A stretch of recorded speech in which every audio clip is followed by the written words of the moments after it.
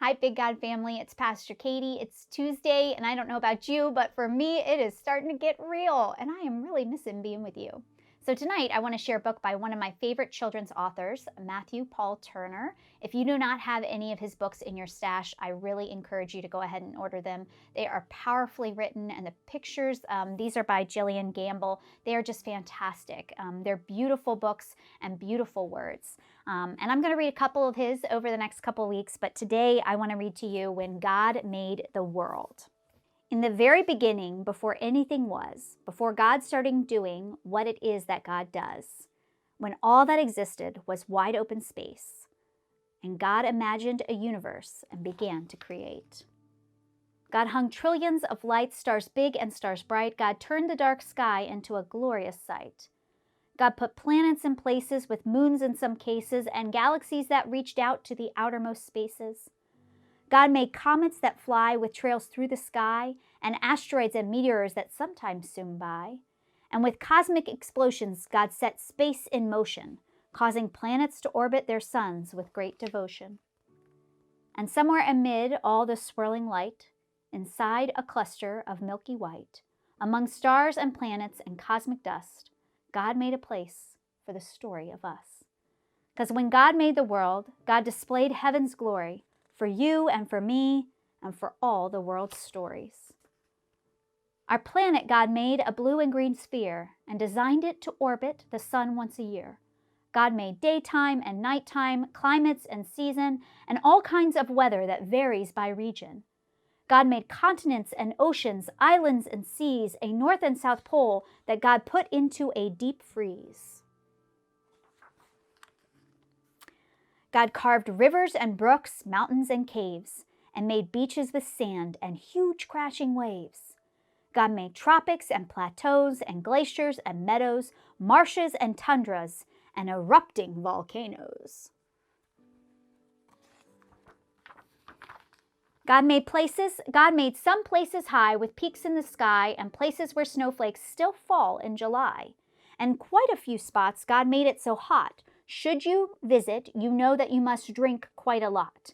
God made valleys so low and geysers that blow, and under Earth's surface, God put well springs that flow. Then with gardens and forests and other things green, God made Earth come to life using soil and seed. God made cypress and pines, brushes and vines, all kinds of trees God made cypress and pines, bushes and vines, all kinds of trees with leaves that our God designed. Plants full of flavor like basil and thyme, and trees that grow citrus like grapefruit and lime. I do not like grapefruit, but God made grapefruit, so. God made flowering plants and plants that enchant. While most of them you can touch, God made some that you can't. Roses be warned, they're prickly with thorns. And there's an African melon that God covered in thorns. And poison ivy's backlash giving you a rash. Wherever it touches, you'll itch and you'll scratch. But don't let that stop you. Run barefoot through the grass. Pick a flower or two, or a bouquet perhaps. Find a tree you can climb with a seat and some twine, and build your own string or a backyard zip line. And when you eat grapes and pour syrup on your crepes, into a forest you might go to escape, give thanks to God for all that God has made, for the fruit and the syrup, for the trees and the shade. Because when God made the world, God did all that God could to create every detail for our joy and for our good. Now, what happened next is a mystery at best, but God made a bird, and that bird made a nest. So God filled the sky, perhaps over time, with birds and more birds, as most learned how to fly. God made bluebirds and blackbirds, big birds and small birds, and quite a few birds that are quite absurd, and the loudest birds that you have ever heard. Crows that crowed and doves that cooed, chickens that clucked and owls that hooed, robins that chirped and pheasants that whirled. The world got noisy when God made birds. And then the oceans God filled with fish, sharks, and krill, creatures that God made with fins and with gills. Swordfish and trout, fish sleek and fish stout, and whales that God made to breathe through a snout. God made sea rays and eels, red fish, yellow or teal, and some fish so odd that they hardly look real. like a fish that has fangs, or a monster-like face, or a fish that flies or makes its whole body inflate. We know what kind of fish that is, right? And wherever a river, ocean, or sea touches dry land, there is likely to be all sorts of creatures living their lives on land and in water. That's how they will survive. Like otters and frogs, turtles on logs, and crocodiles gathering in swampy bogs. And then God made crows and horses and goats. God made gibbons with inflatable throats. God planned lions to roar and tigers to pounce, and kangaroos. God thought, hey, let's make you bounce. God made bears to crawl and moles to plow, and under full moons, coyotes to howl. Donkeys that brayed and giraffes that bleated, jaguars that prayed and rhinos that stampeded, bunnies that hopped and beavers that chopped, and in muddy pools, hippos plopped. Yes, all living creatures, from whales to snails, from those covered with feathers and those covered with scales, each one God designed with a home in mind to develop and evolve if needed over time, because when God made the world, every creature on earth became part of life's cycle, each one having value and worth.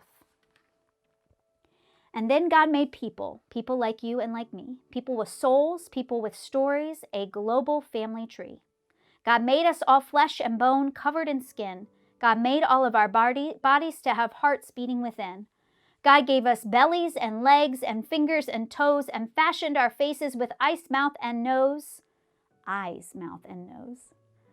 God made our bodies uniquely equipped for walking and talking, to eat and to skip. God wired our brains to feel love and to feel pain, to process and learn, to read and retrain. But despite we all share, we are also unique. God made us all human with just a few tweaks. Each of our faces, our bodies, our traits, our skin tones, our features, God did create. God made some people shy and some people loud, and some people thrive in the midst of a crowd. God made music and some like math. There are other prone to blaze their own path. But always remember, because this much is true, God had a purpose in making you. So use every gift, every talent or shtick. Make the world a better place with your God-given trick. Bring smiles to faces, show love and good graces to those who need hope in all different places. Discover a star, a planet, or a moon, or help keep our forests from dying too soon. Save a whale or hug a tree, protect every bee, recycle, repurpose, reject apathy. Because all of creation whispers God's stories. The mountains, the ocean, the blue morning glory, the raindrops, the sunshine, the grapes on the grapevine. With nature, God gives us a glimpse of all that is divine. And just like a star might showcase God's light, or a waterfall might give us a sign of God's might, the same could be said of me and of you, of how we live, how we love. It tells God's story too. Because when God made the world and the world started spinning, the story of God was just beginning. Isn't that a great story? I'm right? That you need to go ahead and order it so that you can read it all the time and be reminded of how amazing our God is. If you have a chance, you can post below some of your favorite parts of what God has created. Share with us and let us know what your favorite part of God's creation is.